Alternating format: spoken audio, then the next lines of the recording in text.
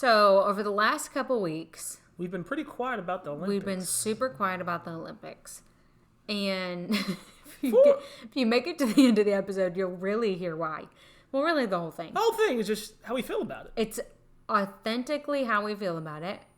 Specifically talking about Sha'Carri Richardson and Simone Biles. And the lack of empathy we show as humans.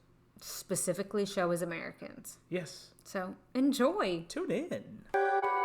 Perfect. Welcome to the Mizell Show. An inspiration for a new generation. Hi, I'm Alanna Mizell, a loving mother of two, a devoted wife to Steven, and an entrepreneur helping women realize their dreams and potential. And I'm Steven Mizell, caring father of two, a devoted husband to Alanna, and a driving force to help young men prepare for life after college football. And if that wasn't enough, we're a biracial couple. She was raised in the North, but I was raised in the South. The only thing normal about our lives, who am I kidding? It's never normal around here. Join us for the Mizell Show. Right now.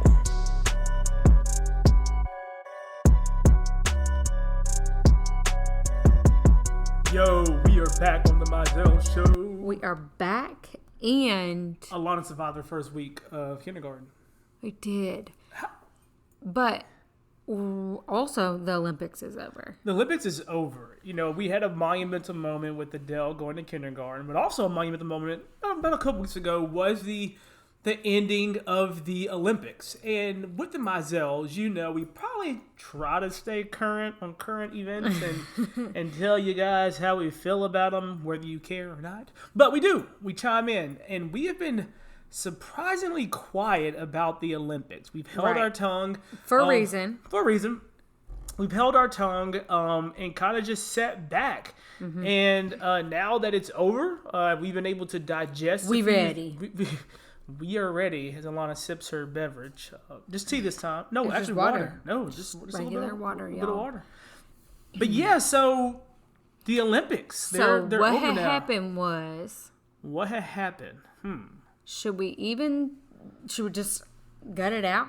I mean, let's go all the way back to the beginning. I mean, first of all, the Olympics were postponed last year. So they were postponed. Let's just call it like it is. Which just like messes with athletes' heads. Yeah, messes with athletes' heads, general, training, preparement.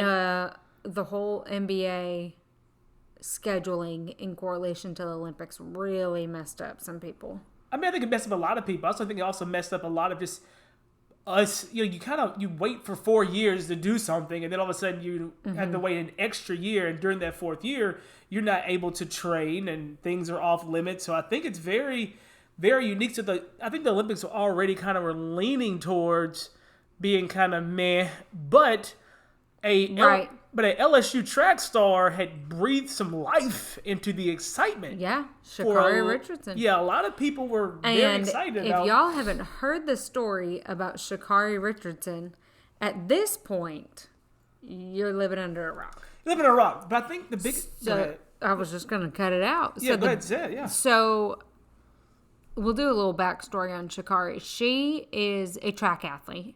She's a sprinter, and she is more like FloJo, to where she's very outgoing, exuberant. She's known for her long nails, her crazy hair colors. And a lot of people don't know that she actually ran at LSU, I think, for maybe a year. For 1 year. 1 year, and then she turned pro. And then went pro. And I think the biggest thing about her is that the track and field, men or women, were looking for we had some talented track and field people. I mean, hands down. But they're looking for a breath of fresh air, a breath of rawness, a breath of, yo, I am that dude or that woman. And I'm going to tell you about it. Yeah. And once I tell you, guess what? I'm still going to beat you. Kind of like a version of my opinion, Mike Tyson. Like somebody that just like is bad. And you're like, oh, man. So she actually broke the NCAA record for the 100 meters in the women's.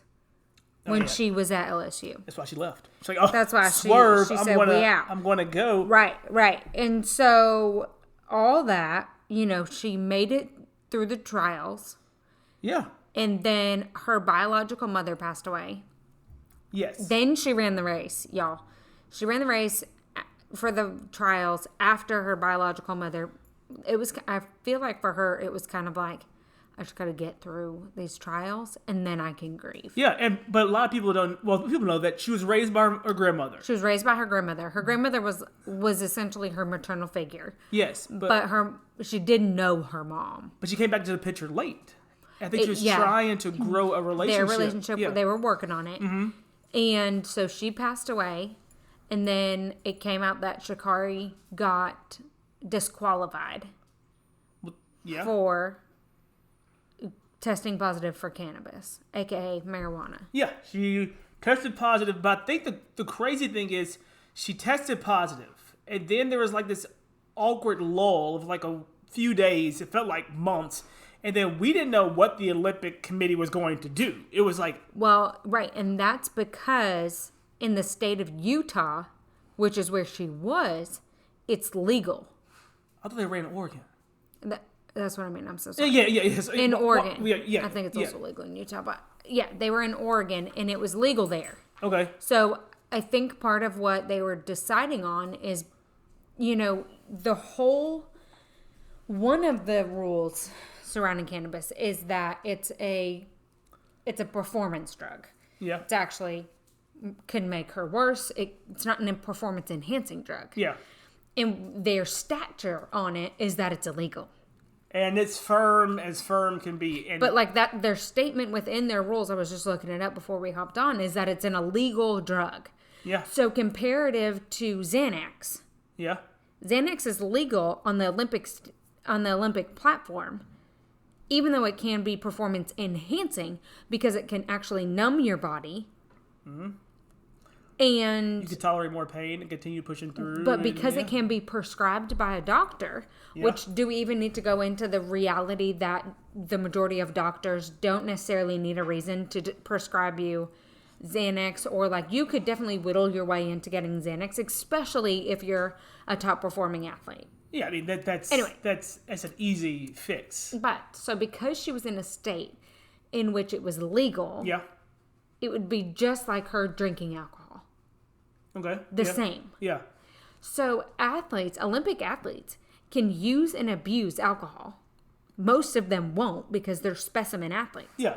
But they won't be disqualified from the Olympics because they drank. Because it's legal and they are 21 or older. Now, if they were 18 and were to get caught doing the same thing, it'd be a different standard, blah, blah, blah. But so that was the discrepancy was, do we still disqualify her? Because based off of the Olympic guidelines, she was obliging by all the guidelines. Yeah. So I don't know if it was the United States Olympic guidelines or if it was the Olympics as a unit that made the final decision. I don't think that it's a coincidence that she happens to be a black female that is a little bit more extroverted and flamboyant.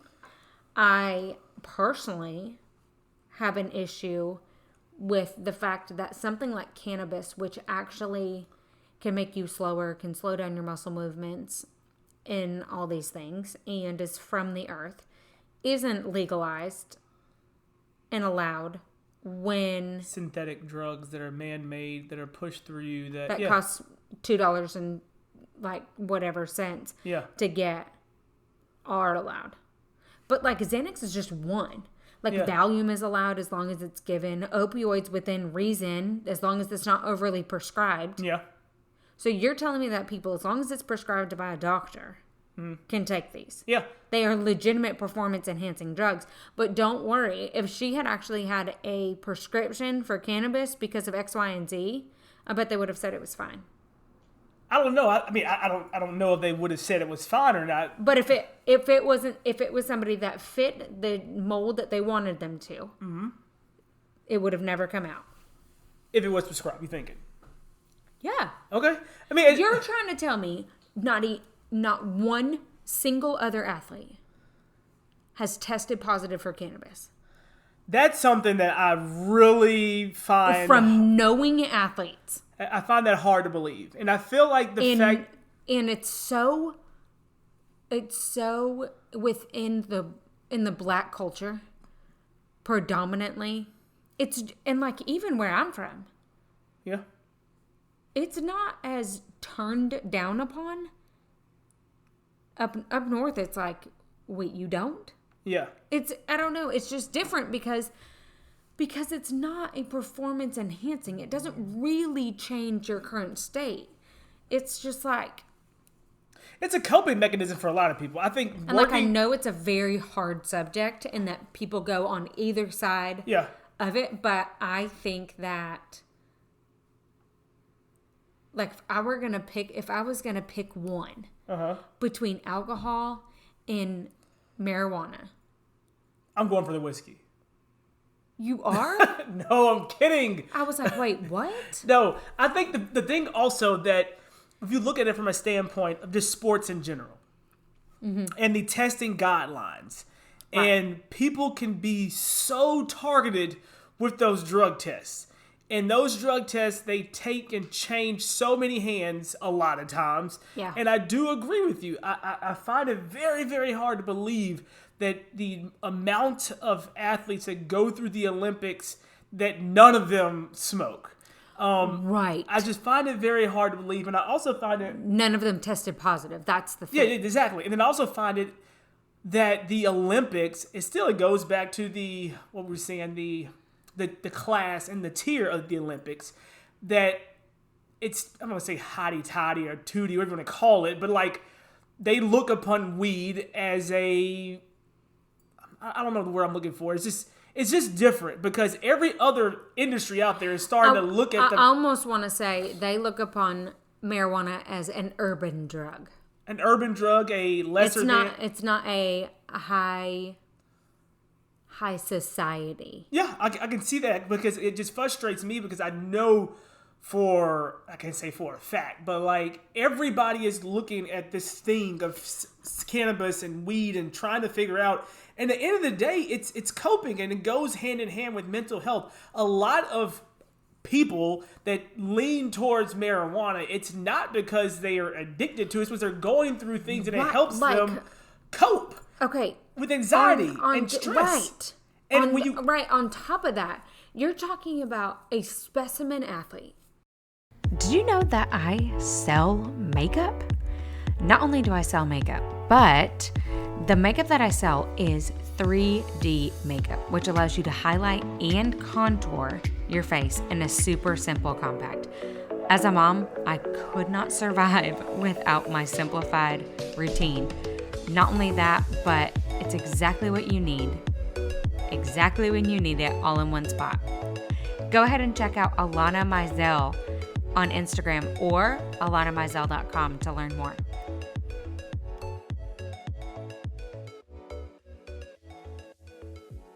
Who you expect to perform, almost as if she's your iPhone. You expect to turn her on, turn her off, have her do exactly what you want. You've got the cover on her that you want her to be. You change it in and out, and you decide to update her with the newest model. But heaven forbid, you end up not having enough cloud storage and something goes wrong. Yeah. Because that's her. Yeah. That is her and her biological mother. But you expect her to not have Geek Squad over at the Apple Store and have them help her figure it out. No. You expect her to just deal with it and still turn on, turn off, do exactly what you want her to do at this level of excellence. And the crazy thing she is a human being. She's a human being, and it goes back to what we were saying in the beginning. She was going to bring a different piece of hope and a different expectation and a different crowd to watch the Olympics. And I'm not going to sit here and say they didn't want that, but at the same time... I'm going to sit here and say, collectively, I don't believe that was what was wanted by the the people that run the Olympics, at least from the United States perspective. And the thing is, it's almost like I wish we could run it twice. I wish that you could see the viewers for this year's Olympics. Yeah. And then run them again with Sha'Carri in it. Because you're just hit like... But how does that make Sha'Carri feel? you, as we talked about on the show a lot of times, you have these goals and these aspirations, and you get there, or you don't get there. You're like, meh. Now that they have told her this, and she has to wait 4 years, I wouldn't do it. I'm not saying she That's would like or Colin wouldn't. Kaepernick. Yeah. When is he carrying more weight for what he has chosen to do? Now. Yeah. Not when he was heavy in the league. Yeah. But he had made his millions though, and like he was pretty. I set. understand that. I don't know what she's gonna decide. That's up to her. But I'm just saying hypothetically, though, they would make her rethink because they. But like, it's so hard. It's so hard because it's also a double standard what you're talking about, and who I mentioned. Yeah. You can't compare a female track athlete to a male football player. You can't. Those aren't. You can't compare even a male track athlete to a female track athlete. You can't. No, those aren't apples to apples. No. And so we also have this, we have a socioeconomic status that she previously came from. We have a demographic makeup that we're talking about. We're talking about a cultural difference with the Black community and uppity community. Yeah. We're talking about a community that doesn't probably ever announce that they're on any sort of antidepressant, anti-anxiety, or how they cope with grieving. It's all fine. I'll be fine. And they probably numb with alcohol. And then we're talking about the fact that she is a female. Yep. And there's no way that she's going to get the same endorsements as a male athlete. Yeah. That's another thing for us to look up is, the comparison between male and female athlete. The highest paid female endorsed athlete comparative to the highest paid male endorsed athlete. I mean, it's no comparison. And then it also right, it goes that's a back problem. to... Yeah, it's a problem, but it also goes back to her being potentially on the brink of setting some crazy opportunities for her. Yeah, a Jamaican runner just won another Olympics in a row with the 200 and the 100, and you have to say, well, would it have been a contest? Yeah, you say you don't know. You don't know, and then it goes. You're thinking all the things that have happened. Like she chose to leave LSU early to go pro because when she was in college, she couldn't do the whole name, image, and likeness. Right. Would she have stayed in college with that opportunity? Maybe. But she couldn't do this, so she then goes pro to be able to get endorsements. Like she's endorsed by Nike and a bunch of other things. And now going to the Olympics, that's when you're writing your money ticket. That's when you're like, oh, this is where I can... Right, but even when you look at that, the amount that you make for gold, silver, and bronze in the United States is like $150,000 less than some of these other countries. Oh, yeah, when those numbers came out, I was like, that's disgusting. Oh, yeah. Like her earning power was just going to be with her being on that stage and then the other endorsements coming in. But all that to be said, now with this whole disqualification. But all because she needed some sort of release because her biological mother died. Yeah. And what I love about her, she admitted. I loved how she said, I'm human. I love that. Yeah. Because that's what we do to these Olympic athletes, or really almost any athlete in general. I would say athlete, even entertainer. Entertainer, yeah. Like, unless they're a rock star, you assume that they're going to do drugs because of that line. Yeah. But, like, if they're a typical entertainer, if you look at, like, Britney Spears or, that's a whole nother episode. That's a whole nother episode. But I'm saying, like, you expect them to not have life affect them, and yet we have life affect us on a much smaller scale, and we also don't have people standing outside of our bedroom. Yeah. We're not on a national platform like they are. Yeah. So if I struggle with depression and anxiety and can barely cope personally about somebody passing away of my life. Yeah. I can't imagine me running one of the largest races in my life, the largest in my career to date. That I've been planning my for. My biological mother dying just before. Mm-hmm. And then them continuously asking about her passing away. Yeah. So even if she felt okay. Oh, and by the way, she comes from a culture and a demographic and a background in which, safe measure, 95% don't know what anxiety is. don't talk They about don't talk about depression. it. Right. And they just like kind of coast and they choose to cope in other ways, and they just don't know how to. It's just a way. They just don't know That's how. just their version of how they're going to cope with it. Yeah, exactly. But yet you sit there just to show up and perform, and I think that's something that again it took the lull and the excitement out of the Olympics. It literally took like the air out of the lungs of the Olympics. And so we were going to try to keep on, and we tuned in for a little bit. We saw the opening ceremony, but it was a lingering effect. And then the floodgates opened for Alanna, and she just cut the Olympics off when the Simone Biles thing happened. Like, just kind of... So, it kind of goes back to what you said earlier about an iPhone. People had hyped her up so much. Yeah. And for good reason. But when she performed 4 years ago, she was good, but, like, nobody really kind of talked about her. But this one, they had these enormous expectations on her, but never truly asked Simone... Hey, how do you feel going into it? I would bet that there's a whole nother side to that story. Yeah? I would bet that was the first time that she was actually able to say, I'm not doing it, and have people really listen. There's no way. I just cannot believe, with the support that she has from her boyfriend. And her family.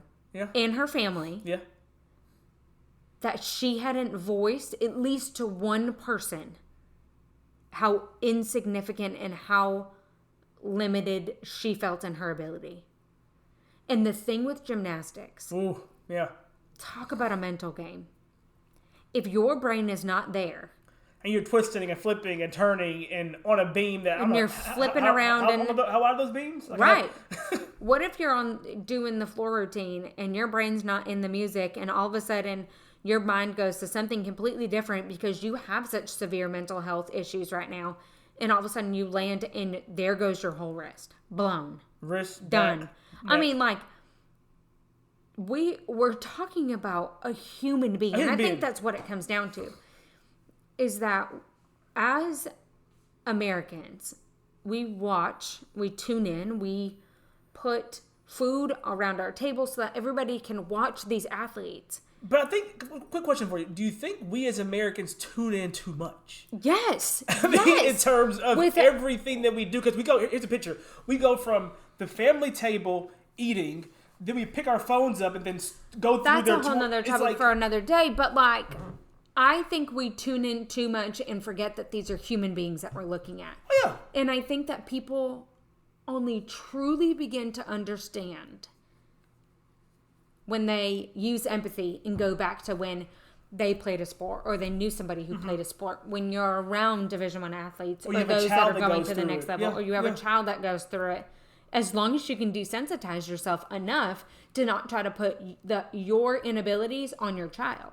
Yeah. Because how many parents do that? Yeah, but I was just saying from the standpoint of you looking at this, but then you see your child, hopefully even if your child coming home and feeling it and break it down, and you're like, oh, this is real. And I'm sitting here clouding this. Yeah, hopefully. Yeah. As long as you have that relationship and your child choose to break down to you. That's true. And not somebody else. No, but like, the thing is, even a Patriots fan that I am, I never wanted the other team to win.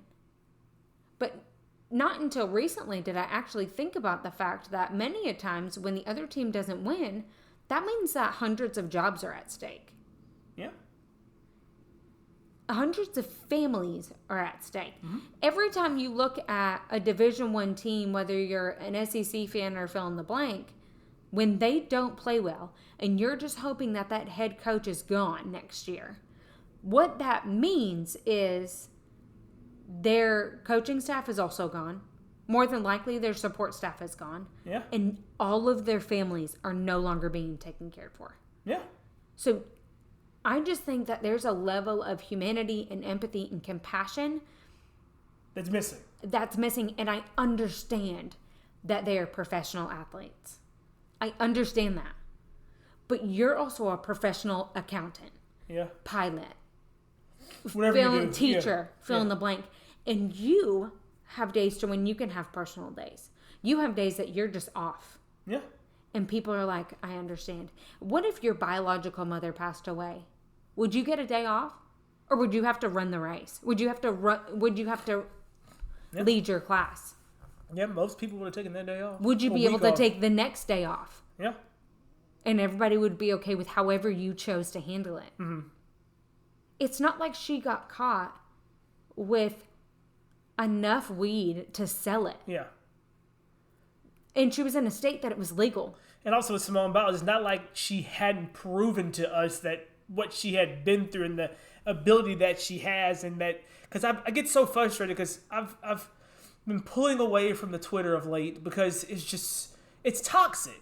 And when you told me about Simone, I was like, oh, let me look it up. And then, oh my gosh, I was just like seeing the articles here and there about her phoning it in and her giving up and her quitting. And I'm like, dude, she's not, though. She also then showed up for the last part.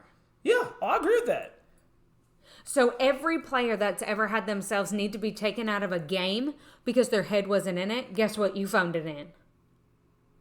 You phoned it in. What do you mean? So, because we know football so well, say a quarterback isn't doing well, they get taken out for a couple snaps in the third quarter so that they can have their mind reset. Guess what? You phoned it in. Because that's what she did. It was the third quarter.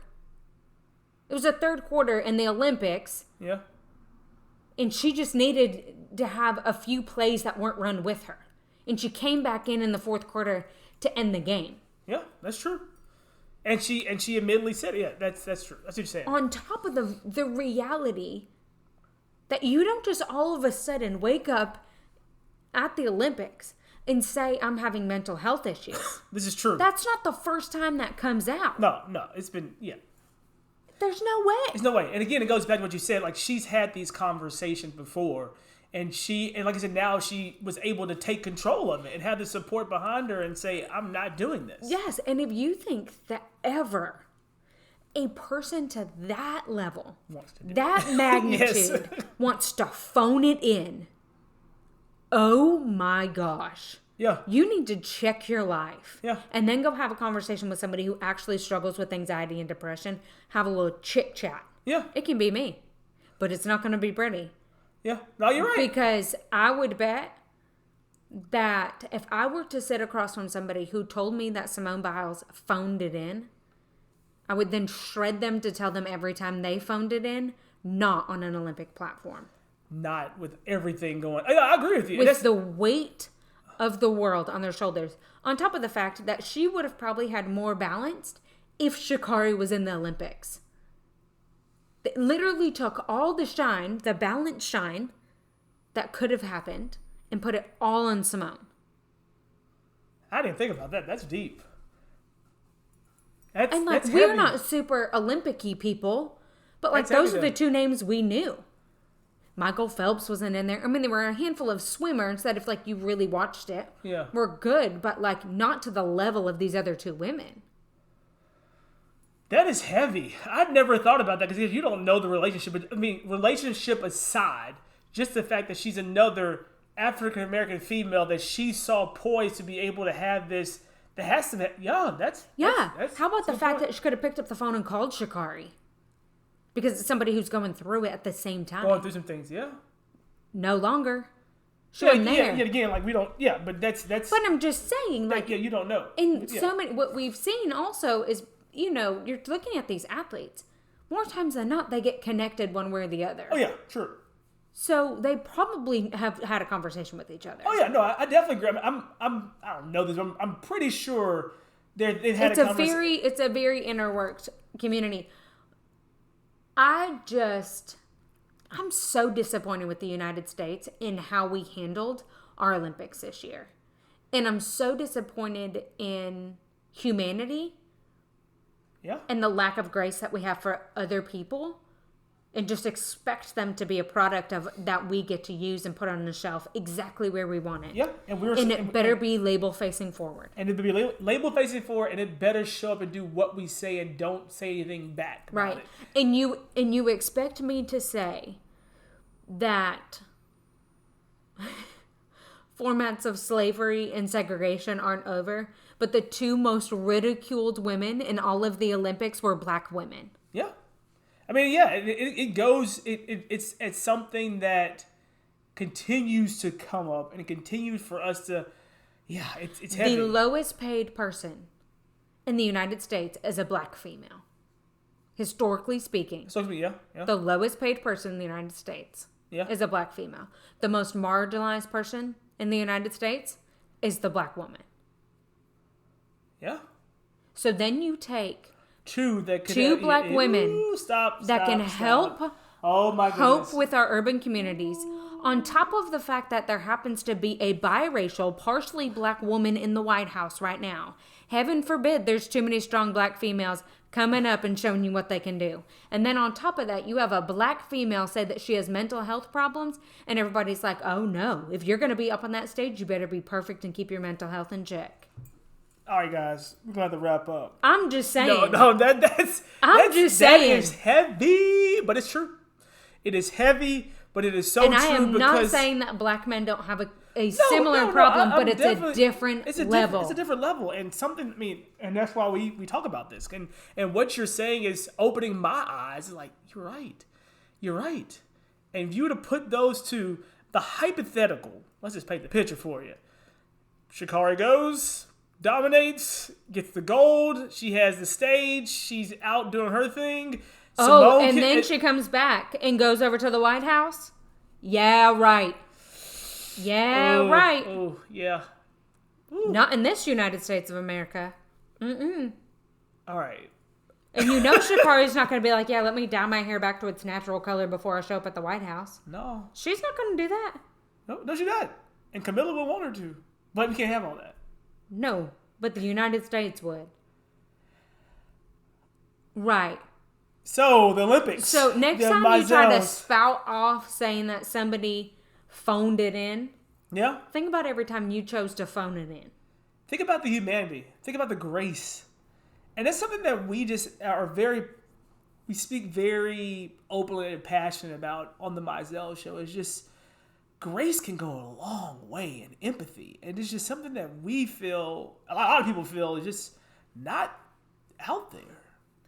And on top of that, one of the biggest things about grace and empathy, and we've talked about it, one of our episodes is specifically about empathy, but one of the biggest things for me is to understand that I don't understand. Yes. And I just spat off a lot of facts based off of my viewpoint that I see as a female, that I see as problems, and then added on top of it the fact that we have two black women that were even more significantly marginalized. And I think one of the biggest things in empathy is to essentially take all the chips that you can think of that would be stacked against another person and assume they're feeling it. Yeah. And then give grace abounding on top of that, because that's what that person deserves. And then if they're doing better than that, awesome. Yeah. But you're expecting the worst with the most open heart and the most compassion that you can give. And neither one of those women were given the compassion that they deserved after they worked years upon years upon years, and their dreams were taken away from them. It wasn't your dream to be a track star. It wasn't your dream to be on the Olympic gymnastics team and get back-to-back golds. It wasn't yours. It was theirs. So to not give them grace and compassion is shame on you. And that's the Mizell Show. No, that's intense, and that's why we haven't. That's why we've kept my mouth shut. No, I mean, it's just how we feel, and everybody is entitled to their own opinion. But the Olympics were heavy for us, and we did not tune in like we usually tuned in. No. Not to say that we were boycotting, but we just didn't feel it, and so we didn't feel it. We're not gonna watch it because it was a different feeling this past time, and so I actually watched more of other countries' games than I did of the United States. I didn't watch any of it, sadly. We watched water polo at this house. We watched Marco Polo? Water polo. Yeah. All right, guys. Well, thank you for tuning in. We appreciate you. So if you guys are enjoying this, definitely leave us a review. Give us the feedback. If there's something you guys want us to talk about, reach out to us on our website at themizellshow.com. There is a contact section. You can put it in there. We would love to hear about it. Or you can always go over to Instagram at The Mizell Show. Also, as always, don't forget to screenshot this episode and just add it to your stories and tag us on Instagram, on Facebook at The Mizell Show. Thanks, guys. Are you loving The Mizell Show? Well, We love you all. And did you know that you can have me and Steven talk to your team or a group of 25 of your friends? All it takes is 25 people showing up on either a Zoom call, a Facebook Live, or really anywhere. Hopefully in person sooner rather than later. But how do you get us? So all you have to do is email themizellshow@gmail.com, or you can direct message us on Instagram @themizellshow.